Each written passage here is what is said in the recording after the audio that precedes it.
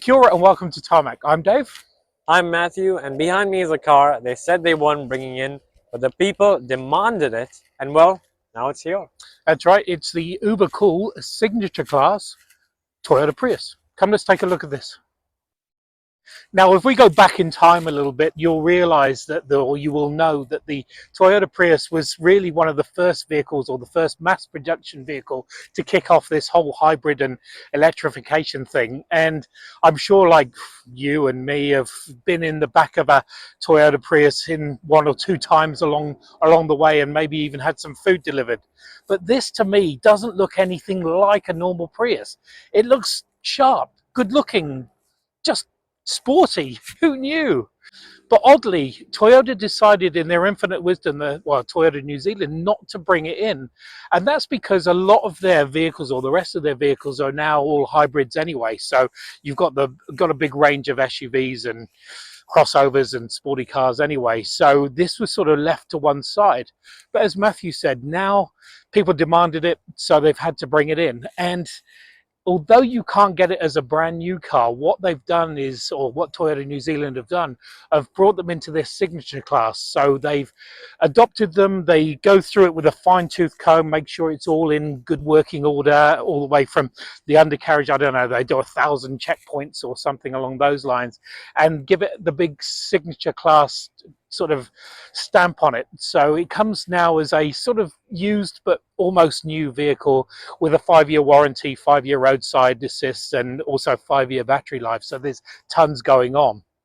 As we look around the front here, as I say, look how sharp this is. The headlights come down out here. You've got sharp looking DRLs here, and it's just this lovely sloping bonnet. I mean, it looks really sharp, and I don't know, it's just not a Prius that I would have expected to be quite attracted to. For this new to us Prius, Toyota New Zealand are bringing in two different models. Basically, you've got the hybrid and also the plug-in hybrid. We have the plug-in hybrid, so there's just one sort of trim level for that, which is the Z, which is the top of the line, and so it does come with a lot of fruit, and I'll show you some of that as we go around it. Also, because it is a plug-in hybrid, the range does differ when you get different size wheels. So we've got these 19-inch wheels, which basically gives you actually less range than or less EV only range than you would with the smaller wheels. But again, I'll get to that in a moment. Looking around the color wise, we have what's called wind chill whites. I give up on car colors, honestly, but nice. It contrasts really well with these black wheel arches, some black trim around the side here, door mirrors. The profile itself sort of comes in at the bottom. I think it's sort of deemed a Coca-Cola sort of bottle shape, but anyway, it does come in from there. The roof is blacked out and also comes with a dual sunroof. And look at this raking of this A-pillar. It's just monstrously sharp. But we'll tell you once we get inside as to how it sort of works and how it doesn't work. But anyway, back here we've got door handles sort of raised up the top, and rather than them sort of opening out, you sort of touch and it just opens very nicely. So it's sort of like a button beside. More wheels. This is where you've got the plug-in side, so you've got fuel on the other side, and again, nice sloping rear. There's plenty of glass around the back here, and also a little boot lid spoiler or hatch lift spoiler or something like that. Look at this light bar. It accentuates its sort of width. Looks quite sharp. PHEV telling you what it is. Prius, just in case you forget what you're under or in. You've got the signature class badging, which is you'll notice is around a few places, and also a nice sort of rounded rear end here. And when you open up the boot or the hatch, what you've got is 284 litres of trunk space. So actually a fair amount for your airport pickups, I guess. Let's look under the bonnet. Okay, there's quite a lot going on under this bonnet, so bear with me, and some of the figures we just can't find. But anyway, you've got a 2-litre ICE engine, 13.6 kilowatt-hour battery, and also an electrical motor, all strapped to an eCVT. Now, what that gives you is a combined fuel efficiency of around about 0.7 litres per 100 kilometres, and also CO2s of roughly 16 to 21 grams per whatever it is. There's also, as far as power goes, roughly 164 kilowatts of power, and you've also got something along the lines of up to 280 newton meters of torque, depending on whether you're talking about the ICE engine or whether you're talking about the electrical motor. How they work those things out, it's like a mystery. But anyway, the other thing you really need to know is the fact of, if you plug it into to your socket and want to go EV only, you've got roughly 87 kilometers of range, so which is going to take care of pretty much everyone's daily commute. So not bad. You can run this very efficiently. Speaking of efficient things, Matthew's inside and he'll show you what's going on in there. Well, Dave does talk about efficiency, and certainly the engine and transmission and all of that setup is very much so. But it's going to be quite hard for me to be efficient when going through this interior, just because of how different it is from the previous model and how much it has been brought forward into certainly this era, or this decade, if you like. For starters, the setup of the general interior is very different to a previous generation Prius, and in fact, I feel it's more aligned with something like the Toyota BZ4X and their futuristic sort of view. And you can see that clearly with the PHEV badge at the back and that little logo next to it, which is also shared with the BZ4X's powertrain. Just the setup here, the steering wheel, the screen, everything so different from a previous generation Prius. But at the same time, they've gone out of their way to make the Prius cool almost, dare I say. So you're reminded, obviously the badge is at the back, the new font, you've got a Prius badge over here, again the font has changed. And then to make it hip, as Dave would say, there are several hashtag sort of Easter eggs, if you like, all around the cabin. So you've got one there which is hashtag wireless charging, which is your QI wireless charger. Underneath there you've got one that says hashtag hidden compartment, you've got the hashtag glove box in there, and then you've got the hashtag console box underneath there. So all those little things to make it slightly more trendy and give the car a few more talking points, if you like. Speaking of talking points, this new Prius is actually very highly equipped. So I talked about the QI wireless charging. It also has a total of 6 USB-C ports all around the car. You get heated seats, ventilated seats for both the driver and passenger at the front. The driver also gets electronic memory seats. You get a fixed glass roof, which has two sort of openable areas at the front and one at the back as well. And just the general fit and finish is nice. You've got soft touch materials all around, and these partial leather seats as well are quite comfortable to sit in. So they've done a really good job in that sense of upgrading the Prius, and certainly its brand and everything that goes with it. Now, the big change over here has been this addition of Toyota's new infotainment screen and certainly the software that comes with it. And because this is a Toyota signature class car and imported from Japan, you've got a band expander in here, which means that the radio station frequencies sort of change a bit, and you do have some Japanese stuff as well in between there. The other giveaway, of course, is a slot for the ETC card, which is hidden in the corner by the driver. Anyway, the key thing with this screen, you've got your navigation, you've got wireless Android Auto, wireless Apple CarPlay, you've got Bluetooth connectivity, and also you can have a Bluetooth connectivity with your phone to lock and unlock the car and do other things like that. And then, of course, you've got the key thing with the Prius, the energy flow meter. So note how in this one, you've got your engine, you've got your electric motor, your battery, and then you've got a plug-in sort of charger icon there as well, just to highlight the fact that this is a PHEV Prius rather than a traditional hybrid Prius.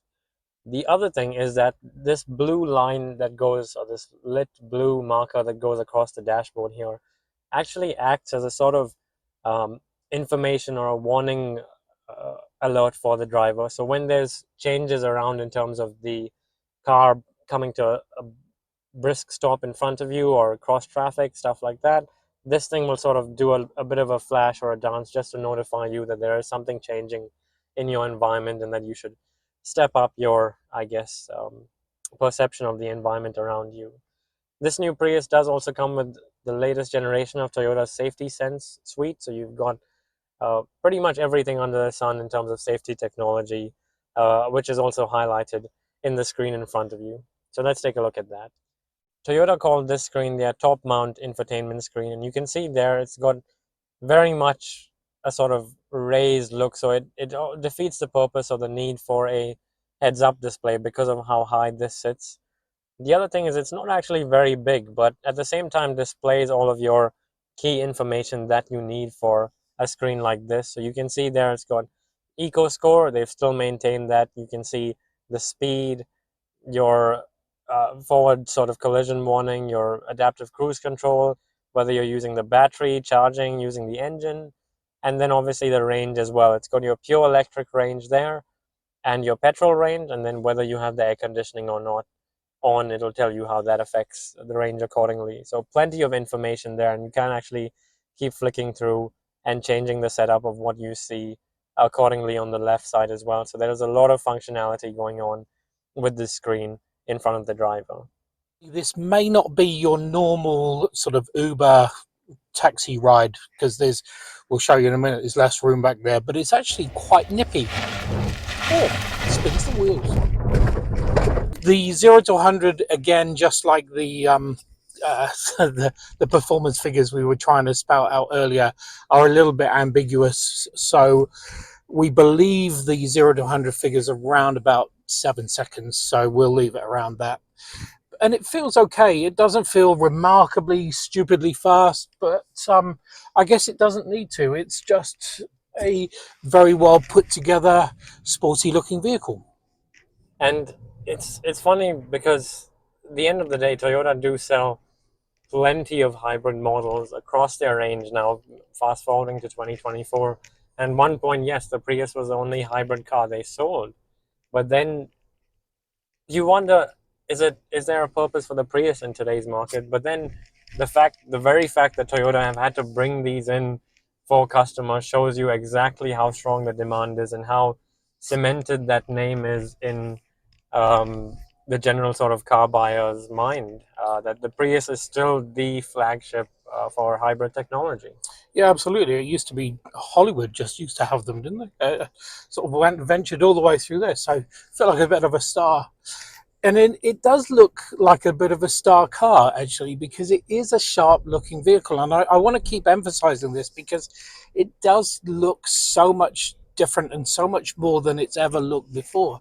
I mean, there was I think the Generation 2, I almost refused to do a review on, because it was, honestly, I had to keep my lunch down. It wasn't that pretty at all. But now this look is so much better. It's a handsome looking vehicle. And when Dave says sharp and stuff like that, he isn't kidding, because it is literally so sharp. This windscreen is very steeply raked, right down to the fact that the A pillars are, gotta say, quite hard to see out of, and then you feel like you're quite set back from the bonnet. But all of those things, again, just work in Toyota's favor when they're trying to change the image and change the brand surrounding the Prius, and that comes down to the back seats as well, because as I'll show you now, it's not actually that easy to get in and out of, on one hand, and then on the other hand, once you're in there as well, it's not exactly the most comfortable place to be. So future Uber drivers might have to look somewhere else for the car that they wish to use for their business. So Absolutely, and I agree. As far as visibility goes, the A pillar, actually, the windscreen just seems so far away, and also if you look through the rear view mirror, it's so far back there. You're in like I don't know, like a V, like a wigwam. I don't know. It's not that visually appealing, but then it is going more like a sporty car. So I guess it doesn't matter as far as that goes. Good. The upside is this will park itself. It's got cameras all over the place, even to the point where you've got an invisible car, so you can actually see under what's going on underneath the car as you're driving slowly. I love the fact that you can change everything around here as far as your braking system, also your driving mode. So it does have a sporty mode as well as an eco mode and a normal. You've got heated steering wheels. You've got an EV only driving mode. So there's a ton going on in just a very small, sort of easy to reach area. we have very much ticked every single box when it comes to speccing this car, especially for the models that they are bringing into New Zealand. And then for the fact that the ease of use, it's at the end of the day, it's a new Prius. It doesn't look like any of the previous models, but it still feels, there's something about it that um, is familiar. It's still, you can get in one and drive it straight away. Everything is where you'd expect it to be. It has very much plays to those strong points that a Toyota has done historically, and specifically a Prius has done too. As far as the range goes, it's pretty good. I think overall you can get up to 500 kilometers of range, but then you've got the petrol engine anyway, so range doesn't really enter into it. And also, when it comes to fuel efficiency, I don't think we've got anywhere near the 0.7, but then I haven't really used it in EV only range, and also I haven't really been that sort of conservative with my right foot because, hell, why would he? Well, Dave got so brave, in fact, earlier that he even flicked it into sport mode, and away we went. And at that point, the Prius does entertain you with a little bit of wheel spin and drama as well, which is something that, we certainly have not known the car for historically. Yeah, as we said earlier, it'd probably get your Uber Eats to you a lot quicker, but it may spill some of the drinks on the way, so not bad.